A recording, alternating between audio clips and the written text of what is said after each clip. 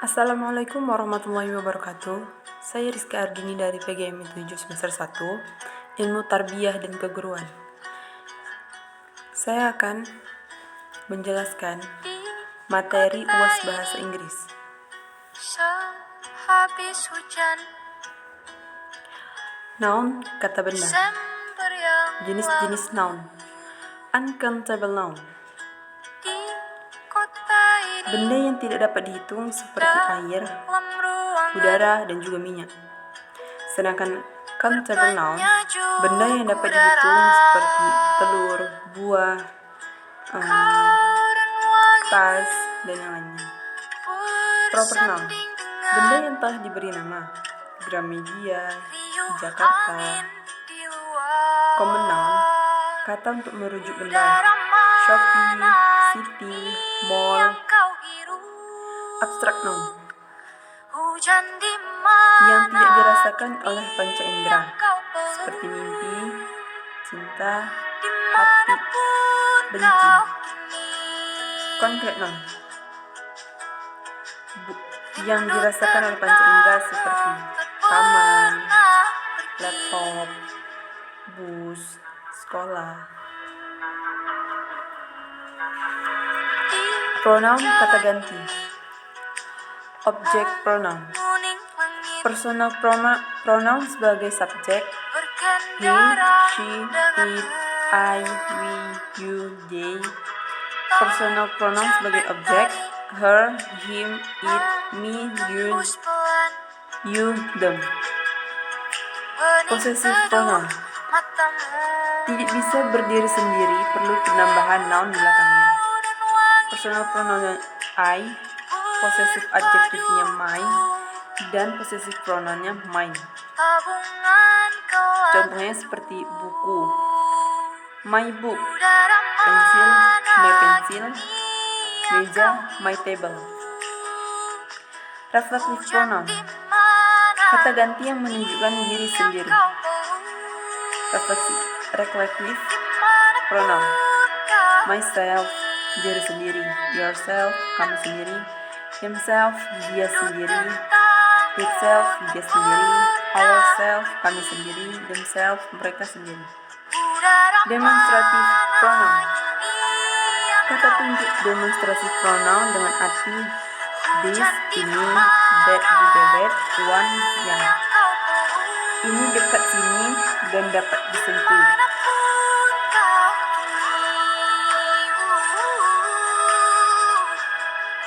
Adverb,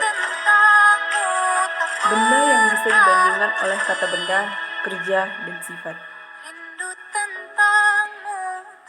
Digunakan untuk memperjelas benda, memperjelas kata di depannya untuk memperjelas adverb itu sendiri. Adverb memiliki akhiran ly, contohnya clearly, clearly, locally, dan seterusnya. Jenis-jenis adverb. Interrogative verb, kata keterangan, why, where, when, how. Conjunctive adverb, verb, kata transisi, menggabungkan serta mengaitkan klausa-klausa independen. Accordingly, also, alternatively, certainly, consequently, finally. Fungsi verb, fungsinya yaitu adverb of im, merupakan kata bantu yang digunakan untuk memberikan info tambahan mengenai waktu. Untuk lebih mudahnya, digunakan untuk menjawab sebuah pertanyaan yang diawali dengan when. Contohnya, I can finish all of my bags and go home early. Yang kedua, adverb of manner, kata bantu yang memberikan tambahan informasi mengenai kondisi atau bagaimana sebuah peristiwa terjadi. Contohnya, badly, beautiful, better, bravely, surely. Contoh kalimatnya, I think I did the best well. Adverb of place, kata bantu yang memberikan jawaban mengenai tempat pertanyaan when atau kapan. Above, away below, here, inside, near, outside, there, up, dan lainnya. Contoh kalimatnya, hurry up and get down here, I need your help. Lalu, adverb of degree digunakan untuk menjawab pertanyaan how much. Namun tidak selalu pertanyaan tersebut menanyakan nominal, melainkan untuk menanyakan intensitas.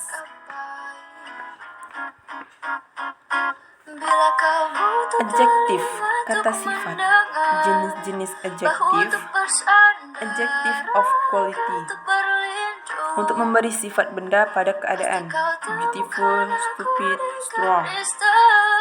Yang kedua, adjective of quantity, kata yang memberikan sifat benda pada jumlah, much, some, little, whole.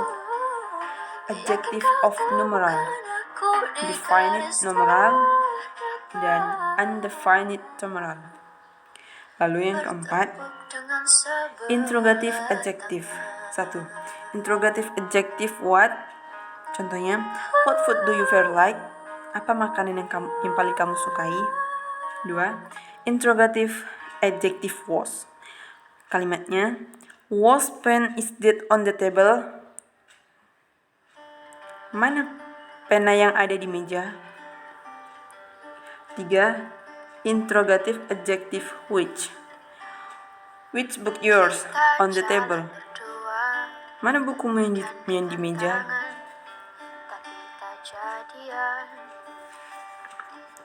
Simple present tense. Suatu kejadian yang berlangsung saat ini atau kejadian yang berlangsung berulang kali atau kebiasaan.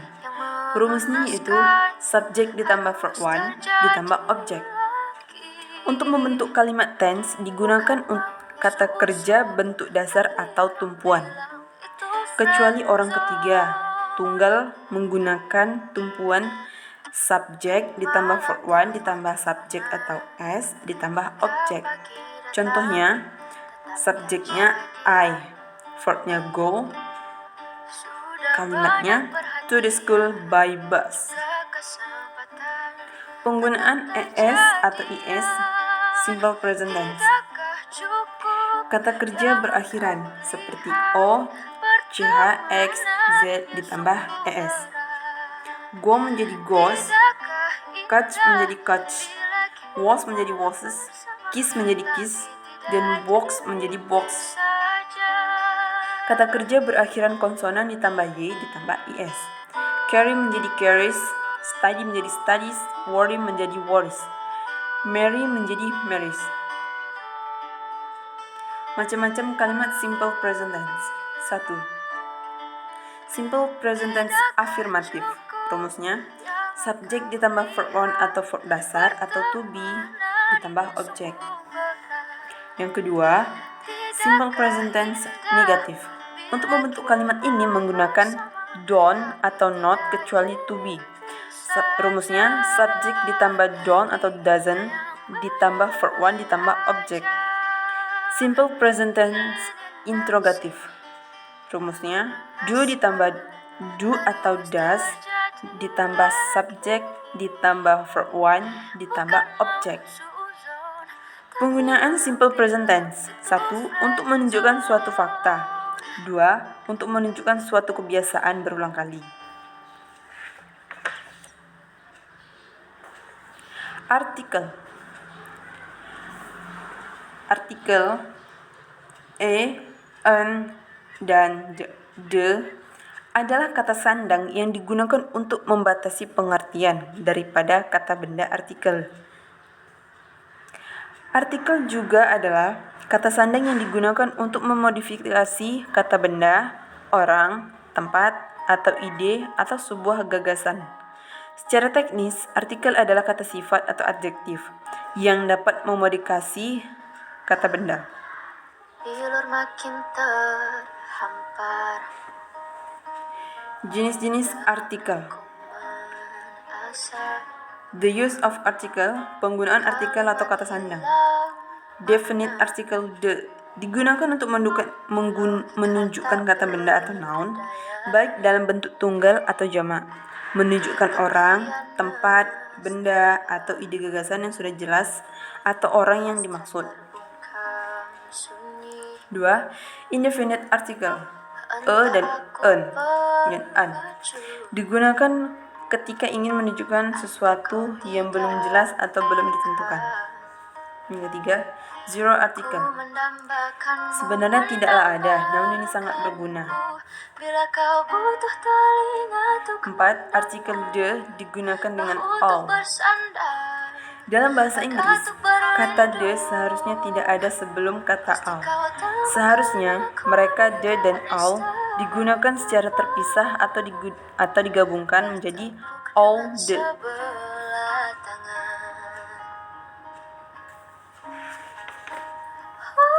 Past tense. Kalimat tense yang digunakan untuk menyatakan kejadian yang terjadi di masa lampau dan telah berakhir di masa lampau. Pengertian simple post nomina. Digunakan untuk kalimat yang diikuti oleh kata sifat atau adjektif, kata benda atau noun, dan kata keterangan atau adverb place. Tetap menjelma cahaya di Past verbal, rumusnya yaitu subjek ditambah verb 2. Sedangkan negatifnya subjek ditambah did not ditambah present verb atau verb 1. Interrogatif, did ditambah subjek ditambah present verb atau verb 1. Past continuous tense. Bentuk tense yang digunakan untuk menyatakan bahwa suatu aksi sedang berlangsung selama waktu tertentu pada waktu lampau atau past. Past perfect tense. Suatu tense yang menggambarkan suatu kejadian yang terjadi sebelum atau spesifik waktu di masa lampau dan telah selesai sebelum kejadian lain yang terjadi di masa lampau juga. Past perfect continuous tense. Suatu bentuk kerja yang digunakan untuk mengungkapkan suatu aksi telah selesai pada suatu titik waktu tertentu di masa lalu. Gerund. Gerund adalah kata yang dibentuk dari verb atau kata kerja yang menambahkan akhiran ing dan berfungsi sebagai noun kata benda. Walaupun berfungsi sebagai noun, namun masih berperilaku seperti verb ketika berada di dalam frasanya yang disebut gerund phrase. Rumusnya verb ditambah ing. Verbnya itu cook dan gerundnya itu ditambah ing cooking. Macam-macam gerundnya itu 1. Subject of sentence sebagai subjek kalimat. Contohnya subject gerund ditambah to be atau verb ditambah object. Contohnya dancing is my hobby. 2. Object of sentence sebagai objek kalimat. Contoh dan rumusnya subjek ditambah verb ditambah objek atau gerund. Contoh kalimatnya he enjoyed that band's guitar playing. 3. Subject of complement subjek pelengkap. Noun, pronoun, adjektif atau konstruksi lain yang berperan sebagai noun atau adjektif dapat dibedakan menjadi predikat, adjektif, dan dihubungkan dengan nominatif. Contohnya, that lady is very beautiful. Keterangannya yaitu, beautiful itu predikat adjektif, menerangkan subjek lady. Object proportion. Objek yang mengikuti proportion di mana dapat berupa noun, pronoun, gerund, atau noun clause. Pada tempat ini, gerund ditempatkan sebagai proposisi seperti from, in, dan of. Contoh dan rumusnya yaitu subjek ditambah predicate ditambah preposition ditambah gerund.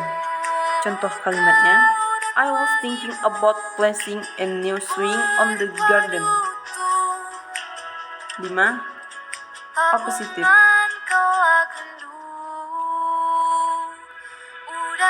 Kata benda atau noun yang digunakan untuk menjelaskan kata benda lainnya. Jadi terdapat 2 kata benda dalam kalimat yang memiliki frasa oppositif. Gerund dapat berfungsi sebagai oppositif.